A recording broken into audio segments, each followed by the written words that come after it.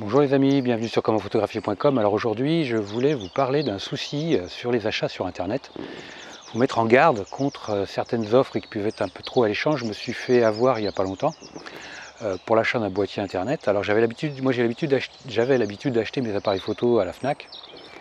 Et puis un jour, j'ai voulu acheter un boîtier Sony Alpha 7 en ligne sur le site internet de la Fnac. Après, je n'ai rien contre la Fnac, parce que ce ne sont pas les seuls à pratiquer ça. Mais j'ai trouvé un boîtier Sony qui était 200-300 € moins cher que tout le monde. Et je l'ai acheté sur le site internet de la Fnac. Après, en regardant le bon de commande, quelle n'a pas été ma déception et ma surprise de voir que je n'avais pas de TVA. Et moi, en tant que société, je récupère la TVA sur les achats. Donc j'étais surpris, donc j'ai tout de suite contacté le vendeur et je me suis rendu compte que c'était un vendeur qui était sur Hong Kong et que la Fnac avait une marketplace. Bon, ça fait déjà un certain temps aujourd'hui, mais au départ, moi je ne le savais pas. Et qu'elle n'a pas été, parce que quand on a l'habitude d'acheter au magasin, on peut se faire, on n'a pas ce genre de choses en tête. Et là, quelle n'a pas été ma surprise et ma déception d'apprendre que j'avais acheté à quelqu'un d'autre que la Fnac. Et moi, l'objectif, c'était d'acheter à la Fnac.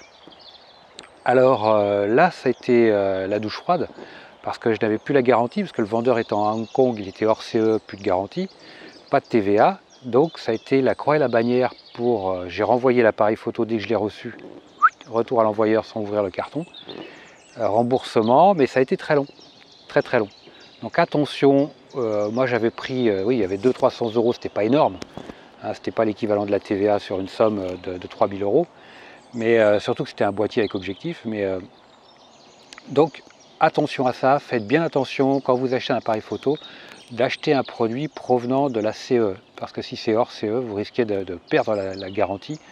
Et pour les entreprises, pour ceux qui sont professionnels et qui ont de la TVA, qui récupèrent la TVA, attention, parce que hors CE, vous n'aurez pas la TVA ou ça va être compliqué.